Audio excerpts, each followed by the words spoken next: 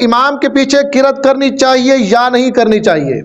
بڑا ہی اہم مسئلہ ہے، بڑے ہی اہم ایشو کے اوپر ملک صاحب نے سوال کیا ہے۔ دیکھیے 2 منٹ لوں گا، 2 منٹ کے اندر اس مسئلے کی انشاءاللہ وضاحت کرتا ہوں۔ امید ہے کہ انشاءاللہ العزیز یہ مسئلہ آپ کے دل و دماغ میں بیٹھے گا اور آج کے بعد آپ تنازع سے بالکل بری و ذمہ ہو جائیں گے۔ جن کا موقف یہ ہے کہ امام کے پیچھے قرات نہیں کرنی چاہیے، وہ اپنی دلیل یہ پیش کرتے ہیں وَإِذَا قُرِئَ الْقُرْآنُ فَاسْتَمِعُوا لَهُ وَأَنصِتُوا لَعَلَّكُمْ تُرْحَمُونَ۔ اللہ تعالیٰ فرماتے ہیں کہ جب قرآن پڑھا جائے سنو خاموش رہو، سنو خاموش رہو۔ گویا کہ جب امام آگے نماز پڑھا رہے ہیں، بلند آواز سے قرات کر رہے ہیں، تو پیچھے مقتدی کو چاہیے کہ وہ اس کو صرف سماعت کریں۔ قرآن کہہ رہا ہے، ان کی دلیل یہ ہے اور یہ قوی دلیل ہے۔ اور جو کہتے ہیں کہ امام کے پیچھے قرات کرنی چاہیے، ان کے پاس بھی دلیل ہے، وہ بھی بغیر دلیل کے بات نہیں کر رہے۔ وہ کہہ رہے ہیں کہ اللہ کے پیغمبر کا فرمان ہے لا صلاۃ لمن لم یقرأ الا بفاتحۃ الکتاب۔ یہ حدیث کے الفاظ تو ہے نا، مستند حدیث ہے، متفق علیہ حدیث ہے، اس میں کوئی اختلاف نہیں کیا جا سکتا۔ سیاہ ستہ کی متعدد کتابوں کے اندر اس کا حوالہ موجود ہے، چاہے آپ بخاری اٹھائیں، مسلم اٹھائیں، ترمذی اٹھائیں، آپ کو یہ حدیث مل جائے گی جس میں اللہ کے پیغمبر نے فرمایا لا صلاۃ لمن لم یقرأ الا بفاتحۃ الکتاب۔ اس کی کوئی نماز ہی نہیں ہے جس کی سورۃ فاتحہ نہیں ہے۔ تو اب امت جو ہے نا اس مسئلے کے اوپر لڑ رہی ہے۔ ایک طرف سے اللہ کا کلام ہے جس میں اللہ تعالیٰ فرماتے ہیں سنو خاموش رہو، اور ایک طرف سے حدیث ہے جس میں اللہ تعالیٰ کے پیغمبر فرما رہے ہیں کہ تمہاری نمازیں اس وقت تک نہیں ہے جب تک سورۃ الفاتحہ نہیں ہے۔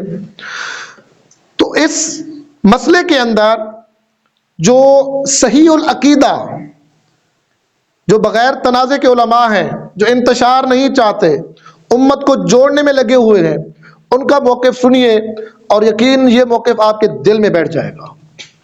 وہ موقف یہ ہے کہ جن نمازوں کے اندر قرات بلند آواز سے کی جاتی ہے، یعنی کہ فجر، مغرب اور عشاء، ان میں چونکہ امام صاحب قرات بلند آواز سے کرتے ہیں، تو جب قرات بلند آواز سے کی جا رہی ہو تو آپ نے اس آیت پہ عمل کرنا ہے وَإِذَا قُرِئَ الْقُرْآنُ فَاسْتَمِعُوا لَهُ وَأَنصِتُوا، کہ سنو اور خاموش رہو، کیونکہ آگے قرات کی جا رہی ہے، تو اس آیت پہ عمل ہو جائے گا۔